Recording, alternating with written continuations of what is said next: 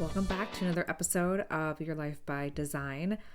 I am so excited for you guys to listen to this episode. I interview Sarah Janik, who is a psychic medium, and she answered all of my questions. I even reached out to you guys on social media to see if you had any questions for her, and she answered those as well. One of my questions that I wanted to know was if there were any lessons that she learned or that she learns from the other side that can be carried over to us on the earthbound side to help us move towards our goals, to achieve our goals, like kind of like life is too short, go for it type of thing. And she definitely delivered in that area. It was such a good interview, and I've actually have had a reading from her before, and she's so good. So before I dive into a little bit more and for you guys to press play, I do have to tell you there was a hiccup in this episode. So basically we were talking about how she sees the spirits, and I was sharing with her how I have a guardian angel on my left side and how I see that guardian angel. And I won't tell too much about it right now, but what ended up happening was the internet cut out. Like it completely cut out. I'm wired into the internet. So it's not Wi-Fi, it's hardwired, and we just lost the internet. And so the whole like recording stopped, and I had to reset everything and come back, and thank goodness it saved the first part of the recording. So what I'm going to do is, as you're listening to this episode, I'm going to pop back in there to kind of give you a little bit of backstory, and then that way you can continue listening. Otherwise you'll have no idea what happened, because you'll just like, she'll be talking and all of a sudden you'll hear me say like, what happened?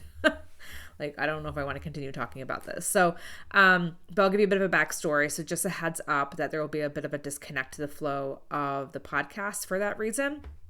So before we dive into the episode, I'm going to read you her bio. Sarah Janik is a psychic medium based in Northern Colorado.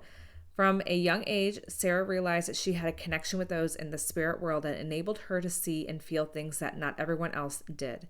As she leaned into her healthcare and nursing work, she began to realize that her connection grew as she would get visits from spirits that she had a connection to personally or once known and cared for.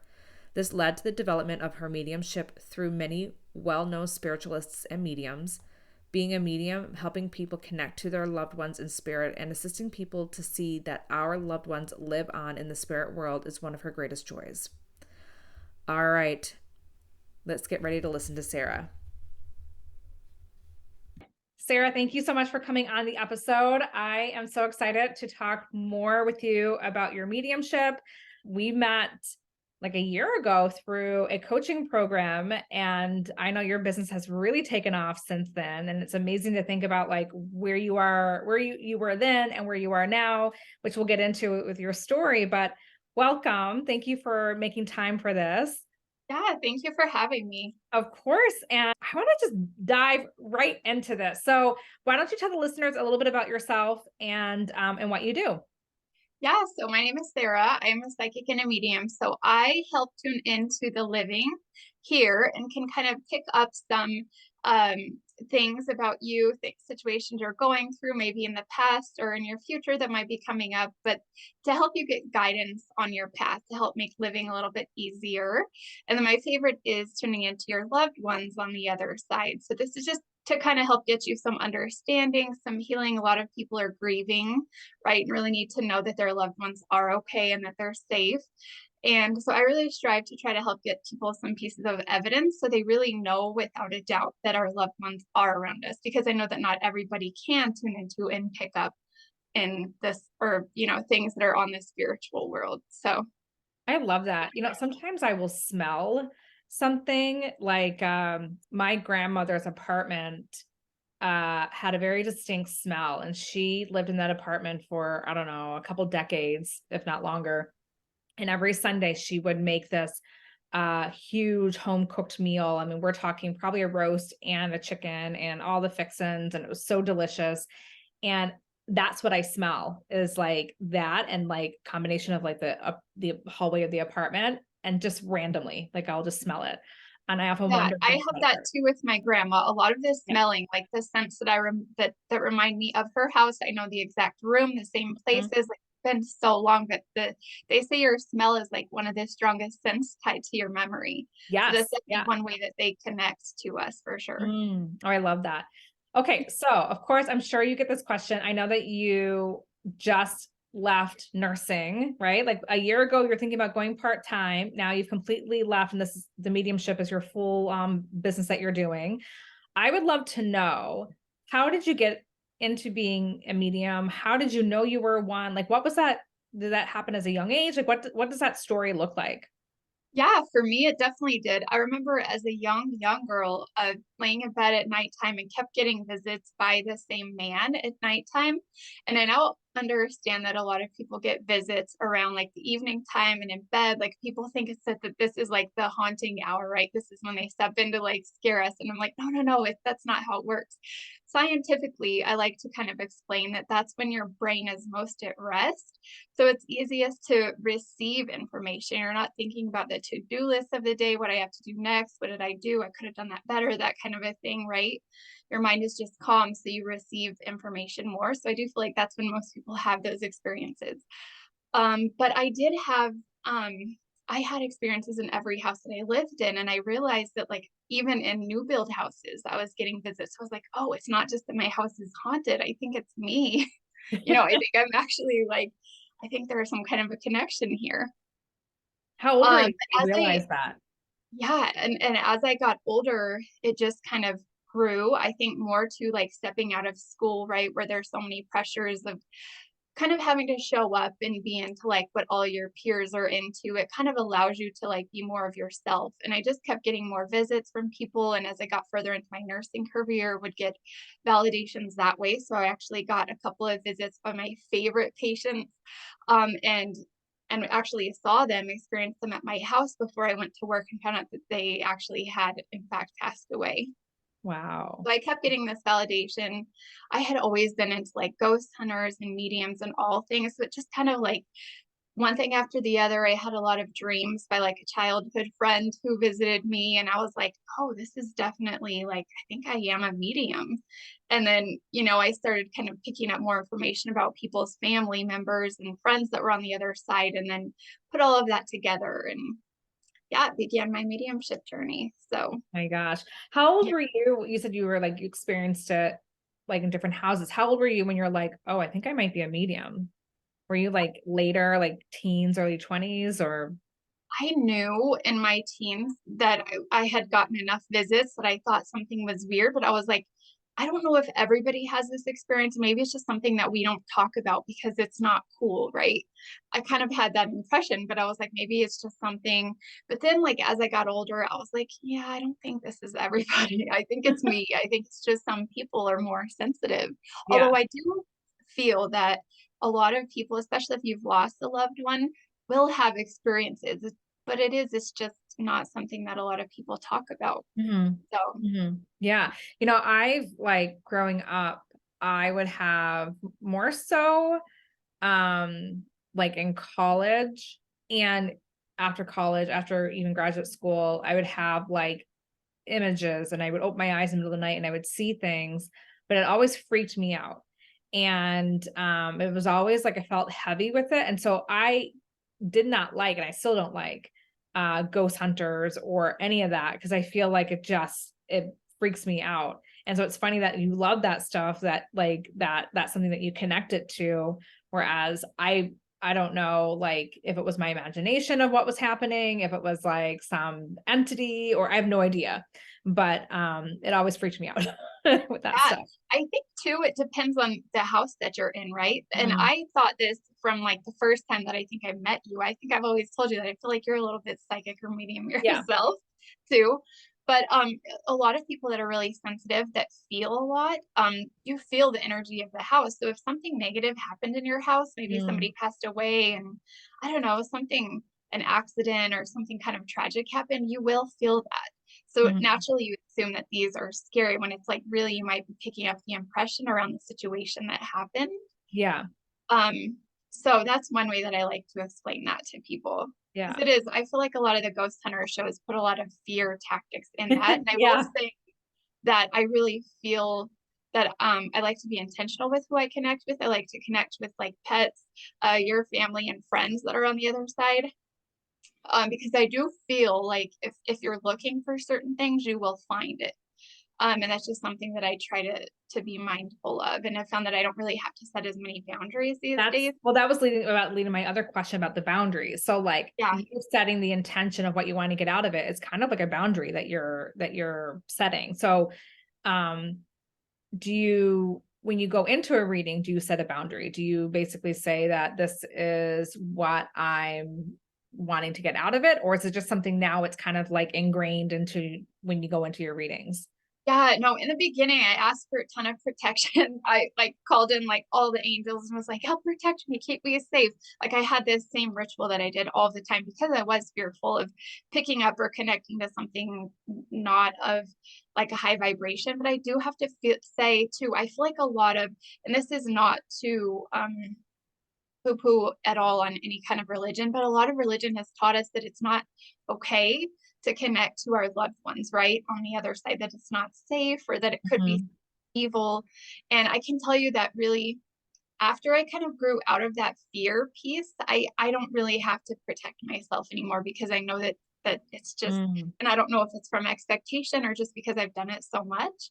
I just right. don't feel like I have anything else showing up besides Yeah. like your ones. I So remember like you did a reading for me like a year ago and you were in this house that you just bought. It was like a new house. It was gonna be a rental or you're gonna turn it oh, into a that's, rental.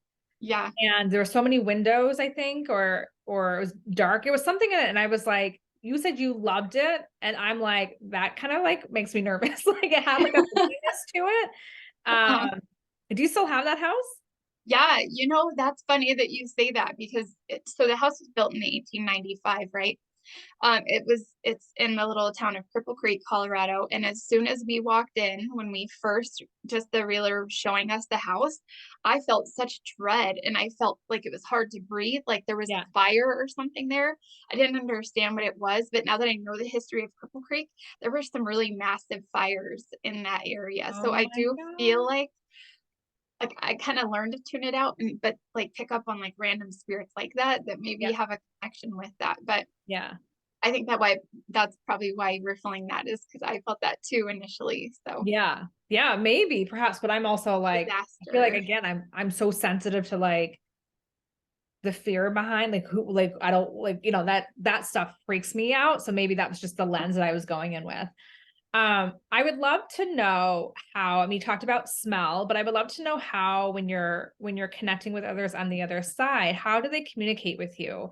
Is it like a knowing? Is it like a visualization, a taste, a smell? Is it all of it? Yeah, I like to call it like a spirit dictionary, really. It's kind of like learning another language a little bit.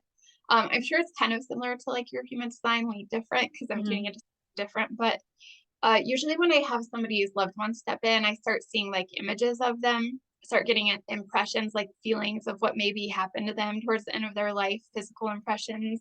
I'll hear names or like the actual connection to my person. So if it's like a mom wanting to connect to her daughter, like I'll hear mom and that's my daughter, that's my daughter. Like I'm excited to talk to her type Oh, thing. wow. Yeah, so I kind of put all of that together. It's hard to explain if you're not used to it. But if only they could just stand in front of us long enough to hold a full conversation, right? It would be so much easier. Right. It's not, it's kind of putting everything together. So, So it's just like little snippets, and then you're almost like intuitively putting a story together of the information that's coming through. yes. Yeah. And I will say, I try not to ask for too many symbols because they can be hard to interpret. So I like to ask for like direct information. Like, what was it that you loved in life? Tell me about your personality. What were your hobbies? How was your connection to this person? What kind of message do you have for them? That kind of a thing makes it a lot easier. Are you asking that question out loud or quietly in your mind? No, both. It's like Yeah. definitely like within my mind. It's hard Yeah. to explain, but kind of Yeah. not if you've ever meditated and connected to Yeah. like a guide or something like that. Absolutely. It's like a knowing. But are you Yeah. asking the questions out loud too? No, No, nope. that's all inside. Okay. No, It I happens was just like, curious if like someone's sitting across from you. if you're asking those questions, but it's either you're connecting intuitively, like in your mind, or you're thinking of the question or the answers come in. Yeah. Um, I hear it. And it's hard to explain if you don't hear spirit, but I hear it. mhm. So I yeah. love, gosh, I love it. So one of the things that I'm like a mantra that I'll tell myself, like if I'm going through a big transition in my life, which I currently am, and if I'm leaning into something that I want to do that's completely different from what I have always been doing, like being a speech therapist for over 20 years, but now getting into like the spiritual coaching, there is this part of you that will like your subconscious mind that wants you to stay in the familiarity. And then if you're going into something new, it just like it creates like this uncomfortable feeling. And all it is just the unknown and like your ego being kind of like alert, because this is something different. Your worst friend. Yeah. Yeah. And so what I tell myself is if I'm on my deathbed, would I regret moving forward with this decision, or will I regret staying in this decision? And answer that comes to me will be like, I'll always regret not going for what I wanted to go for, is always like the answer I'll get to myself. And I'm curious, are there general messages that you get from the other side that could help anyone on the earthbound in terms of like going for things, or there are general messages about some of your biggest takeaways, basically? Absolutely. What you said literally just like gave me chills. I definitely feel like that is one of the messages that are so important, is that I feel like life is such a short piece of our soul's existence, Mhm. right? And really, I think one of people's biggest regrets is not doing things, living a life like authentically, speaking up about things that are important to them, saying things that are on their heart and their mind. Even if it's something like, please forgive me or thank you. But sometimes people have a really hard time verbalizing stuff like that for whatever reasons. We're all going through different issues in life and trying to learn and grow, but definitely living life to the fullest. Like, you're not promised tomorrow. You don't know that you're always going to have another month, another year to live, right? So I Yeah. think life fully, definitely forgiveness, I think, is one. And a lot of times just like a simple thank you, or you made the right decision. It was perfect. Like everything happened exactly how it was supposed to. There was no right or wrong. And we're like, thank you for respecting my wishes, that kind of thing. Um, Like so yeah, for us on the earth side to say that to other people, or no, no, from like your loved ones in spirit, like think, Mhm, because a lot of people carry guilt around, did I do the right thing? Did I do mhm. enough? Could we have helped them? Maybe I took them off of life support too soon, or Right. maybe, someone passed quite tragically. Like, was I around them and did I support them enough? Like, we're always overthinking, Of always course. questioning. And when you're going through grief, you can definitely get in your own way and make that much more difficult to heal, by thinking those repetitive thoughts. So a lot of times they will come in and say things that, going back to what you just said, that really help us to live more fuller lives, happier Mhm, lives, easier lives. It's easy to get caught up in the thought that we're supposed to really struggle through life. And mhm. I feel like on our souls, connecting like with our higher self, sometimes we make life much more difficult for ourselves than it's supposed to be for us. Yeah, I've heard that, like, where we're meant to have an abundant life, like, we're meant to, like, experience abundance. I mean, abundant materials, like, these materialistic things are on this here for us to experience. If we're not meant to be experiencing it, wouldn't necessarily be here. And so we're meant to have, like, go through the work, go through the shadow work to be able to get to the abundant side. But a lot of people, like to your point of making it so much more challenging and difficult. And I love that you just kind of reiterated that, like, this is your a soul, like this is part of that soul's expansion journey, is having experiencing that. I love that. Yeah. Um, is there like kind of to the same question or extension of it, do you hear any regrets from the dying? Or is it more so the dying, are they at like at peace where they are now, that it's just, everything worked out the way it was supposed to, or are there any regrets? Absolutely. I would say probably the biggest regrets are when we have people that are just like a-holes or hurt Yeah. us in life. Yeah. I definitely feel like there's always a regret here coming through with those people, or people that pass maybe in an argument and haven't got to clear some of the, like, if we didn't really get a hash out or have like a good last conversation, that kind of thing. Maybe people that pass by suicide. Like, I just wish Mm. I would have given myself a Oh, little more, love, or really asked for help or something like that. Sometimes yeah. that's true too. Yeah. Oh, love that. Hmm. Um, so there was a question I had for you, and I kind of hinted at this question before we pressed record, and you said the answer is tricky. Um, but I want to kind of like see how much we can discuss about it because I'm really curious. So, how can souls reincarnate into other lifetimes, but also almost the essence of that soul is still present that you can still call in? Like, how is that duality? That's so complicated, but also kind of easy because, okay, I'm trying to think of something that's like really easy to explain. So how I was talking about, like, say you're in a house and there's been a murder. There's definitely like an imprint of energy that's left behind. If you're really empathic, more Mm, than likely you're going to be in that house and you're going to feel it, right? And so it's hard to explain, but and the best way that I think I've had it explained to me is, like, say our soul, and this gets complicated because we're talking about past lives and future right. lives. We live multiple lives, right? Always reincarnating to learn, relearn, maybe get better at something, help heal in some way, that kind of a thing. So each life is like a slice of an orange, and this is our higher self. But each slice of the orange has a spirit.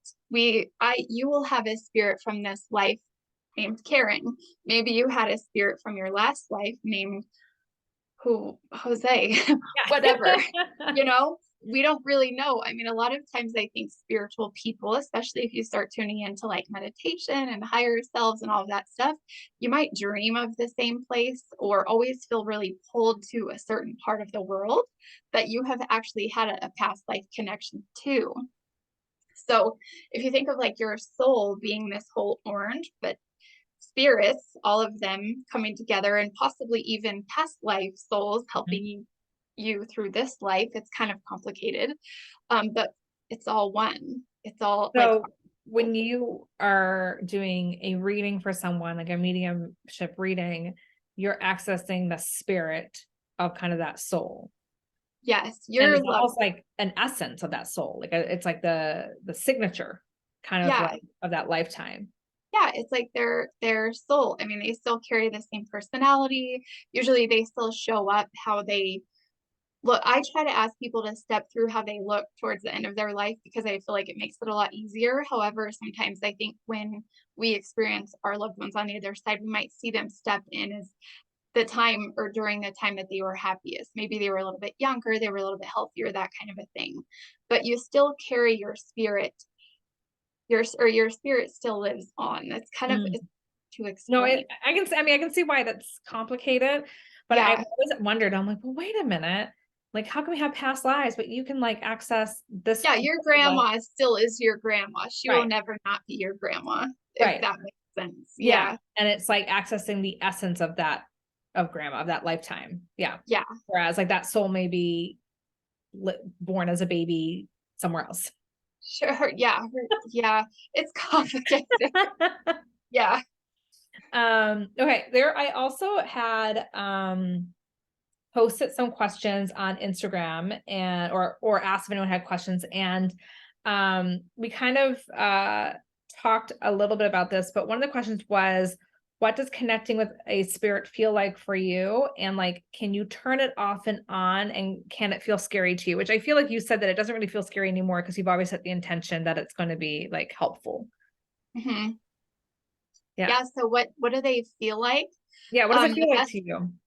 the best way that I can explain it is it feels like a lot of energy, but like kind of like high vibrational energy.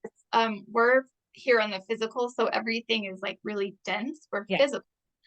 And so when spirit steps in, a lot of times people like they'll get the goosebumps, the hair, Mm. and it's because it's like a higher, like, it's hard to Mm. explain, but the energy is like higher vibrational, and sometimes it even feels kind of like it's hard to explain.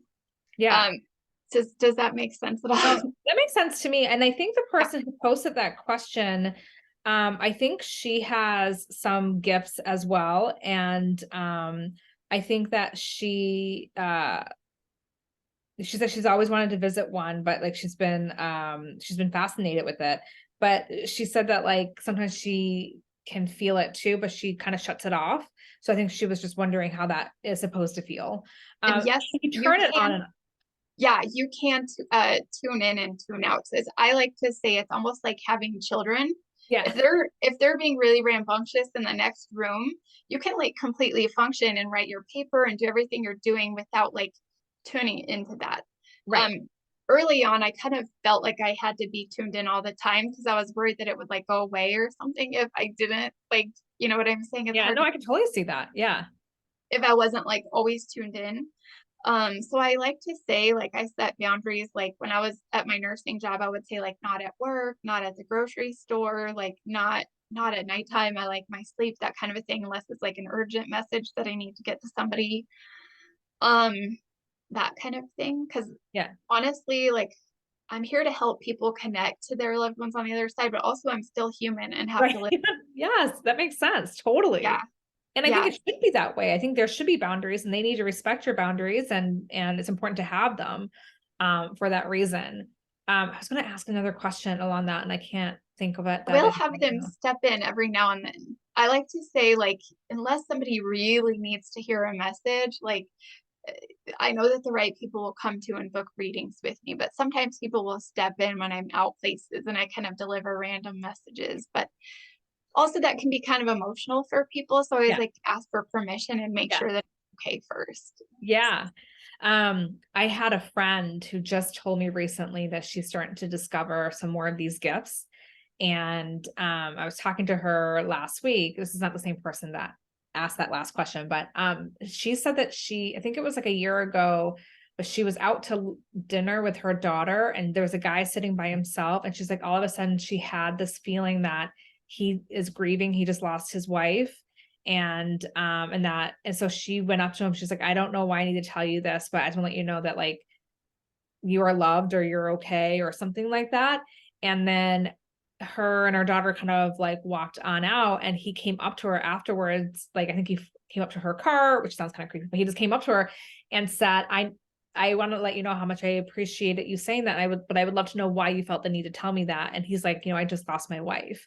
And it was like the message. She's like, this is happening to me more and more, and I just don't know what to do with it. But I love how you're saying, like, ask permission first to let people know if they're wanting to receive something. And in your Yes. experience, Sarah, like, are people wanting to receive it? I've You, never not had somebody that's yeah, okay with it. Yeah, they usually are. I think some people are kind of skeptical at first, but then when you can tell them right away who you have and they're like, oh, there's no way she would know this, like, sure, I'm okay with yeah, hearing it. Because most people do want to know that there is an afterlife and that our souls live on and that yeah, our loved ones are around us. So yeah, yeah. Um, do you ever, when you're doing a reading, ever have almost like lines cross where like someone else will come through that's not for that person, or maybe it's related to that person or something like that? I would say that I have had that happen a couple of times. I would say probably like less than 5 times I've been in a reading where somebody's like, I just don't recognize this soul. Mm. And if I ask them to think on it and they just like can't take it like days later or something, then I know that it was like not meant for them. And I Yeah. don't know why that happens. But Yeah. yeah.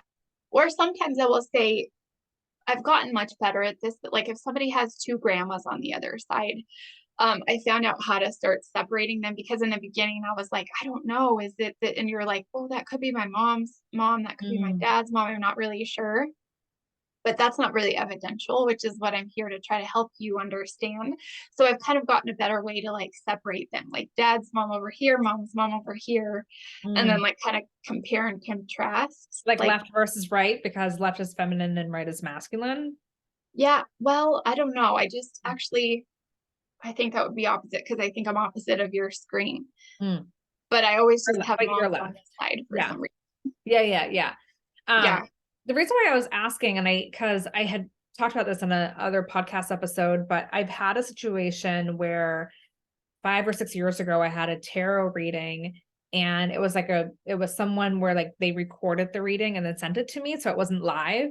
And then Yeah. when the recording came to me, she prefaced it by saying, this was like a really strange reading. I had a really hard time accessing your spirit guides.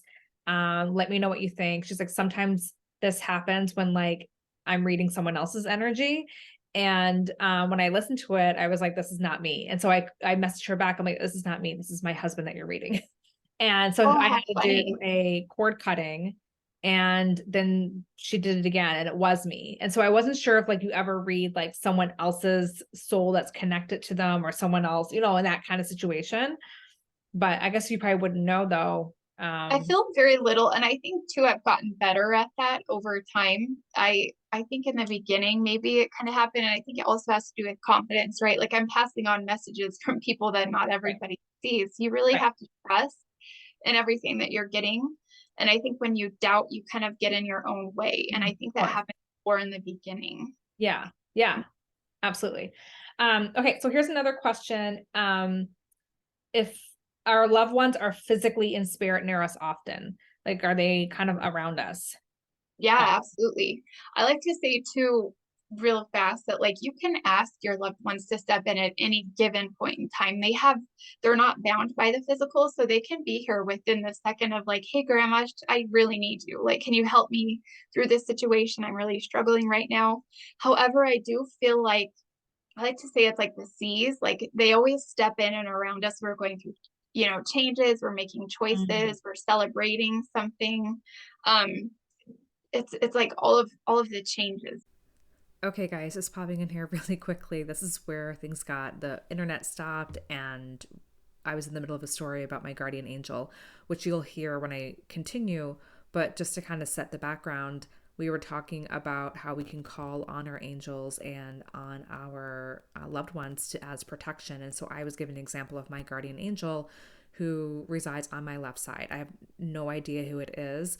I don't know if it's a former loved one. I was once told it was very angelic, so I don't know if it's just an angel, but I do see a white light.